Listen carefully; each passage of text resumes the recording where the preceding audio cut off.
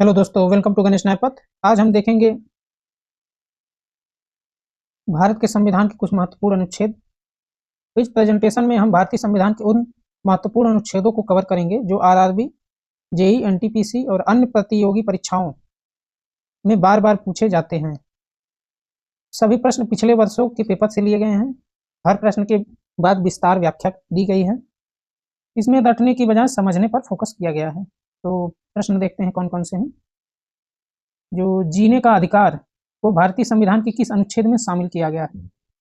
अनुच्छेद 20 में, अनुच्छेद 34 में, अनुच्छेद 32 में या अनुच्छेद 21 में? तो किस अनुच्छेद में शामिल किया गया है जीने का अधिकार? अनुच्छेद 21 में। अनुच्छेद 21 अनुच्छेद 21 के अनुसार किसी भी व्यक्ति को उसके प्राण एवं दैहिक स्वतंत्रता के से केवल विधि द्वारा स्थापित प्रक्रिया के अनुसार ही वंचित किया जा सकता है, अन्यथा नहीं किया जाएगा। इसमें एक बहुत महत्वपूर्ण केस है मेनका गांधी बनाम भारत संघ का केस। इसको याद रखिएगा। आर्टिकल 20 देखते हैं, दोष सिद्धि से संरक्षण देता है। आर्टिकल 32 संवैधानिक उपचार और 34 मार्शल लॉ से संबंधित है। आगे देखते हैं, आपातकाल के समय किस अनुच्छेद को निलंबित नहीं किया जा सकता? तो कौन से दो अनुच्छेद हैं जिसको आपातकाल के दौरान निलंबित नहीं किया जाता है? ऑप्शन ए देखते हैं, अनुच्छेद 20 और 21, अनुच्छेद 22 और 23, अनुच्छेद 19 और 43, अनुच्छेद 23 और 24। तो कौन से दो अनुच्छेद हैं जिसको आपातकाल के दौरान निलंबित नहीं किया जाता है? अनुच्छेद 20 और अनुच्छेद 21 को निलंबित नहीं किया जाता है। तो ऑप्शन ए सही होगा। वाक्य एवं अभिव्यक्ति की स्वतंत्रता जो दिया है आर्टिकल 19 में, और आर्टिकल 20 दोष सिद्धि से संरक्षण, आर्टिकल 21 जीवन का अधिकार। ये दो अनुच्छेदों को आपातकाल के दौरान निलंबित नहीं किया जा सकता है।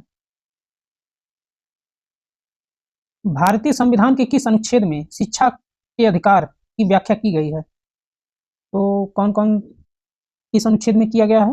अनुच्छेद 12 में, अनुच्छेद 5 में, या फिर 23 में, या फिर 21 ए में? तो जो 86 कॉन्स्टिट्यूशनल अमेंडमेंट था 2002 का, उसी संशोधन में 21 ए को जोड़ा गया है। तो ऑप्शन बी सही होगा। शिक्षा का अधिकार 21 ए से सही। 86वां संविधान संशोधन 2002 राइट टू एजुकेशन के बारे में बताता है। जो राज्य 6 से 14 वर्ष के बच्चों को निःशुल्क और अनिवार्य शिक्षा देगा। विकल्प जो ए है आर्टिकल 5 नागरिकता से संबंधित है। आर्टिकल 12 राज्य की परिभाषा। आर्टिकल 23 जो है मानव दुर्व्यापार से रोक लगाता है। तो कौन सा अनुच्छेद इसमें सही होगा? 21 ए राइट टू एजुकेशन। 14 वर्ष से कम वर्ष के बच्चों को कारखानों या जोखिम भरे कार्यों में नियुक्ति करने पर प्रतिबंध किस अनुच्छेद में है? कौन अनुच्छेद है बताइए आप लोग? अनुच्छेद 21, अनुच्छेद 22, या अनुच्छेद 24, या अनुच्छेद 23 में? तो 14 वर्ष से कम आयु के बच्चों को कारखानों या जोखिम भरे कार्यों में नियुक्ति करने पर प्रतिबंध लगाता है अनुच्छेद 24। ऑप्शन सी सही होगा। तो अनुच्छेद 24। जो 23 है वो एडल्ट ट्रैफिकिंग, फोर्स लेबर, जो किसी व्यक्ति के द्वारा दुर्व्यापार किया जाता है या जबरन काम लिया जाता है, वह 23 से वर्जित है। 24 से 14 वर्ष से कम आयु के बच्चों को फैक्ट्री जो हैजार्डियस होते हैं, जो जोखिम भरे कार्य होते हैं, उसमें नहीं लगाया जाता। अनुच्छेद 14 विशेष रूप से बाल श्रम को रोकता है कारखानों और खानों में, जबकि अनुच्छेद 23 मानव दुर्व्यापार और बलात् श्रम के लिए है। भारतीय संविधान के किस अनुच्छेद में कर्मचारियों के लिए निर्वाह मजदूरी आदि का प्रावधान निर्देशित किया गया है? फिर डीपीएसपी का पार्ट है। डीपीएसपी जो आर्टिकल 43 से संबंधित है, जिसमें निर्वाह मजदूरी आदि का प्रावधान किया गया है। तो ऑप्शन बी सही होगा। यह डीपीएसपी का हिस्सा है। अनुच्छेद 43 राज्य को निर्देश देता है कि वह कामगारों के लिए केवल न्यूनतम मजदूरी नहीं बल्कि निर्वाह योग्य मजदूरी और उचित जीवन स्तर सुनिश्चित करें। अन्य जो उसमें आर्टिकल दिए गए हैं, आर्टिकल 40 ग्राम पंचायत से संबंधित है। आर्टिकल 41 काम का अधिकार। आर्टिकल 42 प्रसूति सहायता देने का राज्य का कर्तव्य है। आगे देखते हैं, भारतीय संविधान का कौन सा अनुच्छेद अंतर्राष्ट्रीय शांति और सुरक्षा को बढ़ावा देने के लिए राज्य को निर्देशित करता है? तो ऐसा कौन सा अनुच्छेद है जो अंतर्राष्ट्रीय शांति और सुरक्षा के बारे में बढ़ावा देता है? अनुच्छेद 51, अनुच्छेद 15, अनुच्छेद 31 और अनुच्छेद 14 में कौन सा अनुच्छेद है? अनुच्छेद 51। जो डीपीएसपी का पार्ट है, जो अंतर्राष्ट्रीय शांति और सुरक्षा को बढ़ावा देने के लिए निर्देशित करता है। International peace security and honour treaties, अनुच्छेद 51 डीपीएसपी का अंतिम अनुच्छेद भारत को विदेशी नीति का आधार है। यह राज्य को अंतर्राष्ट्रीय शांति और सुरक्षा की अभिवृद्धि करने का निर्देश देता है। जो आर्टिकल 14 समानता के बारे में, आर्टिकल 15 भेदभाव से निषेध। क्विक रिवीजन देखते हैं। आर्टिकल 21 प्राण एवं दैहिक स्वतंत्रता, right to life and liberty. Article 21 से शिक्षा का अधिकार, राइट टू एजुकेशन। आर्टिकल 20 दोष सिद्ध से संरक्षण, प्रोटेक्शन फ्रॉम कन्विक्शन। आर्टिकल 24 बाल श्रम निषेध, जो 14 से कम उम्र के बच्चों के लिए है। आर्टिकल 43 निर्वाह मजदूरी। आर्टिकल 51 अंतर्राष्ट्रीय शांति और सुरक्षा को सुनिश्चित करता है। आगे देखते हैं हम लोग इसमें।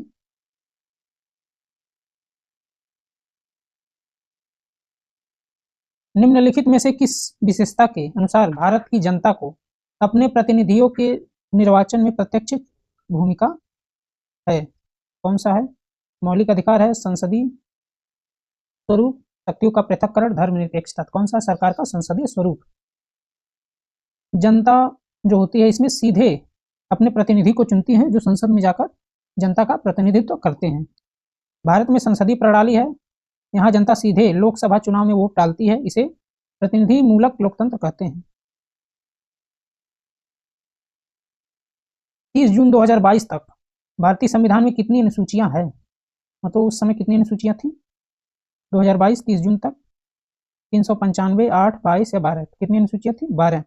मूल संविधान में 8 अनुसूचियां थी, जो आगे के संशोधनों द्वारा 4 और जोड़ दी गई हैं। कौन कौन सी जोड़ी गई हैं? 9वीं, 10वीं, 11वीं और 12वीं। 9वां जो सूची है फर्स्ट अमेंडमेंट से जोड़ा गया। 10वां 52 अमेंडमेंट से, जो दल बदल कानून के बारे में बताता है। 11वां 73वें संविधान संशोधन के माध्यम से, और 12वां 74वें संविधान संशोधन के माध्यम से जोड़ा गया। 1992 में दोनों ही जोड़े गए। वर्तमान में कुल 12 अनुसूचियां हैं। इसमें से कौन सा अनुच्छेद भारतीय संसद को जातियों को जो शेड्यूल सूची में, शेड्यूल सूची अनुसूचित जाति में शामिल या बाहर करने की शक्ति देता है? तो अनुच्छेद 341। राष्ट्रपति घोषणा करता है और इस पर कानून संसद बनाती है। अनुच्छेद 351 के तहत राष्ट्रपति किसी जाति को शेड्यूल कास्ट घोषित कर सकते हैं, लेकिन सूची में बदलाव जोड़ना हटाना केवल संसद कर सकती है। राज्य सूची के विषय पर संसद कब कानून बना सकती है? यदि राज्य सभा इस आशय का प्रस्ताव पारित करती है तब कानून बना सकती है। शिक्षा और वन, शिक्षा और वन को भारतीय संविधान की किस सूची के अंतर्गत रखा गया है?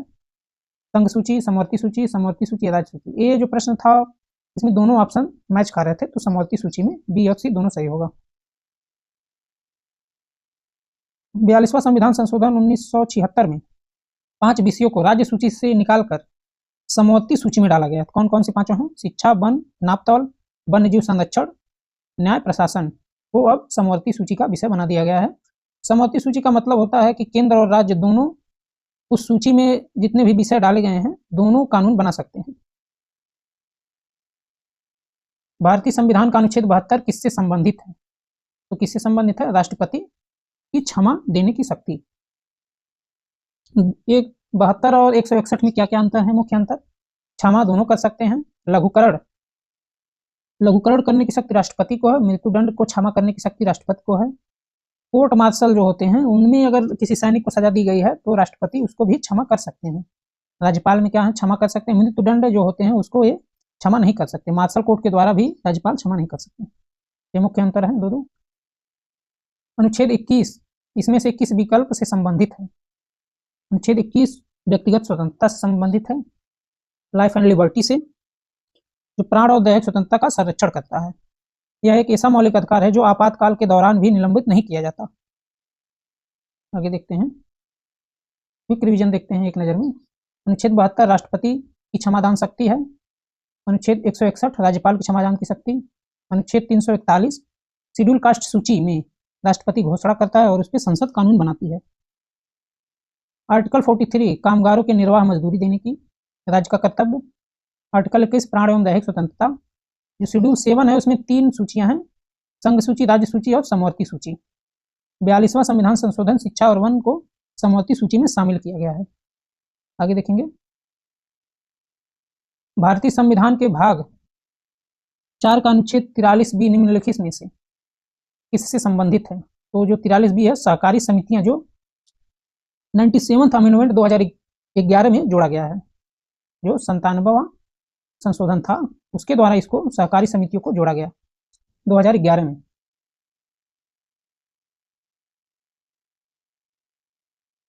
भारतीय संविधान के किन 2 अनुच्छेदों में न्यायिक समीक्षा और रिट जारी करने की शक्ति सबसे स्पष्ट रूप से व्यक्त की गई है? कौन से 2 अनुच्छेद हैं? अनुच्छेद 32 और अनुच्छेद 226। ये दोनों अनुच्छेद 32 सुप्रीम कोर्ट को यह पावर देता है कि वो न्यायिक समीक्षा और रिट जारी करे।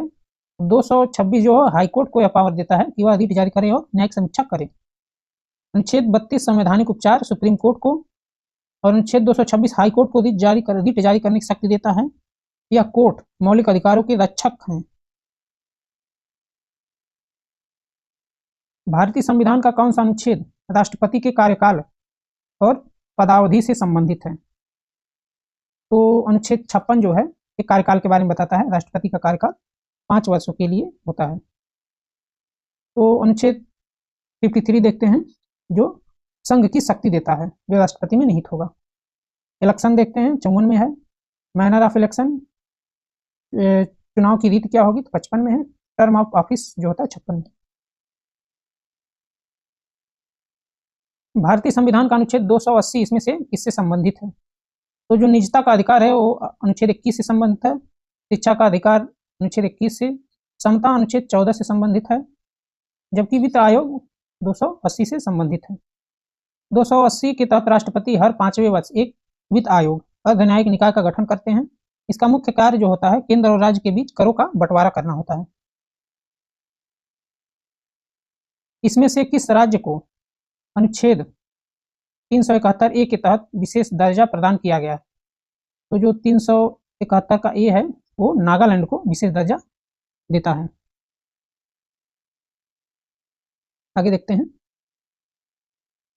भारतीय संविधान के किस अनुच्छेद में नए राज्यों के गठन और सीमाओं में फेरबदल का वर्णन किया गया है? अनुच्छेद 1 में, अनुच्छेद 2, अनुच्छेद 10 या अनुच्छेद 3 में? तो किस अनुच्छेद में? अनुच्छेद 3 में। यूनियन ऑफ टेरिटरी देखते हैं, अनुच्छेद जो 2 कहता है एडमिशन ऑफ एक्सटर्नल टेरिटरी, जो अगर मान लीजिए भारत अथवा कोई अन्य देश है, जैसे नेपाल का कोई सीमा भारत में शामिल करना है, तो अनुच्छेद 2 लागू होगा। भारत में ही अगर किसी राज्य के सीमा को बदलकर कोई नया राज्य बनाना हो या फिर कोई अन्य राज्य जोड़ना हो, उसमें जोड़ दे सीमा, तो अनुच्छेद 3 के तहत काम होगा।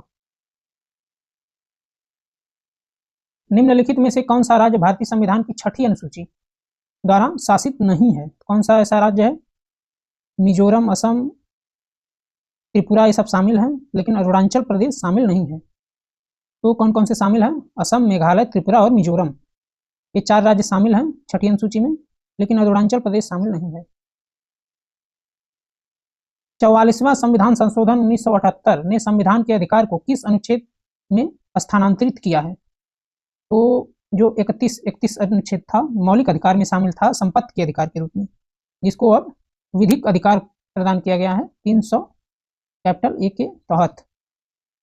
1978 में 44वें संविधान संशोधन द्वारा संपत्ति के अधिकार मौलिक अधिकार से हटाकर भाग 12 के अनुच्छेद 300A के तहत एक विधिक अधिकार बना दिया गया है।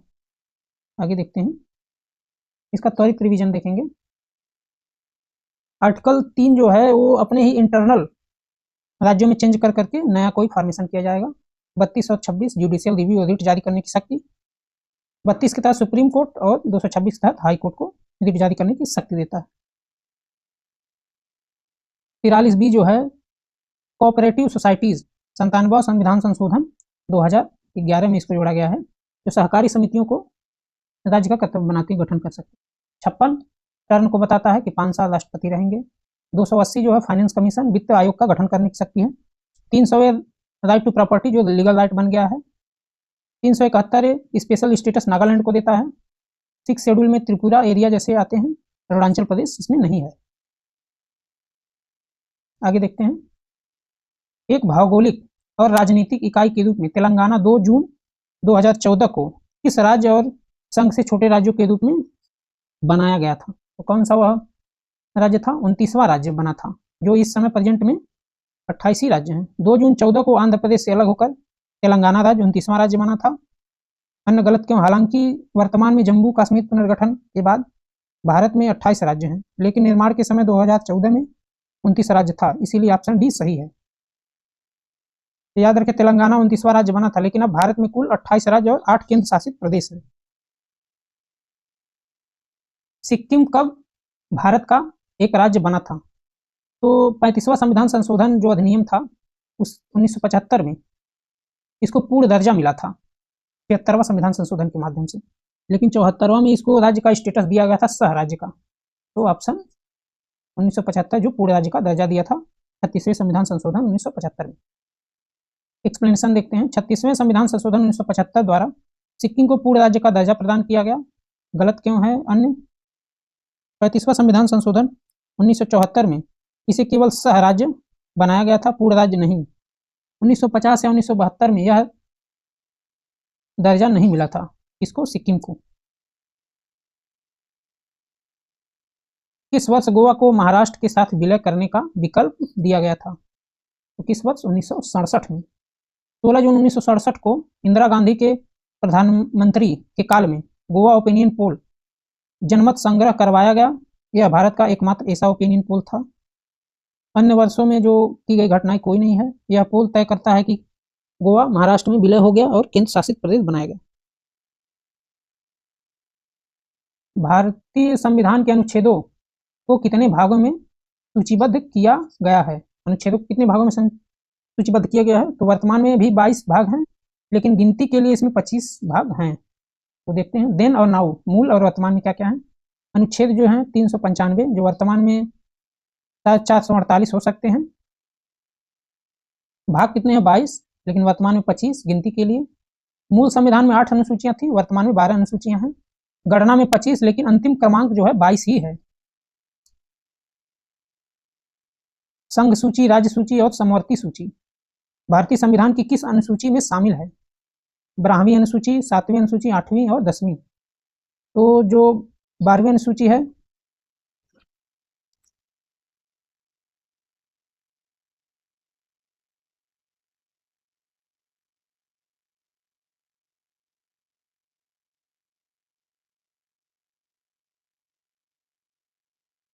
जो 12वीं अनुसूची है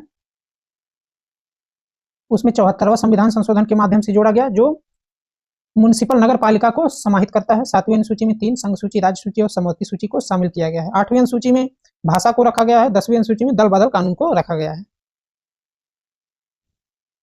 आगे देखते हैं।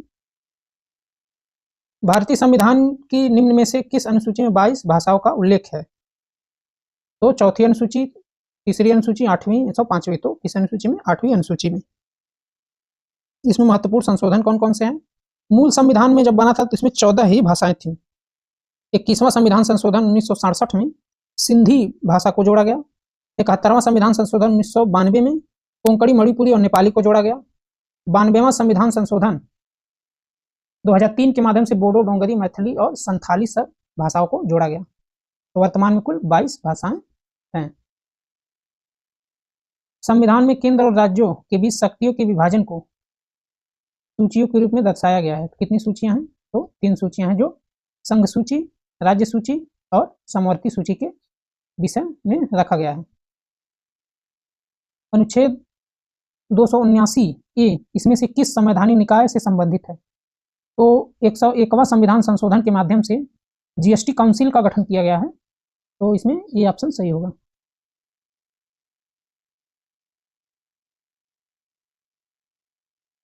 तो आप लोगों को वीडियो कैसा लगा और इसमें से कितने प्रश्न आपके सही हुए? ये महत्वपूर्ण अनुच्छेद के बारे में सभी प्रश्न थे, जो पिछले वर्षों के एनटीपीसी, आरआरबी ग्रुप डी और एएलपी जैसे एग्जामों के प्रीवियस ईयर से प्रश्न हमने लिए हैं। और इस चैनल को सब्सक्राइब करें। थैंक यू फॉर वॉचिंग और शेयर करें।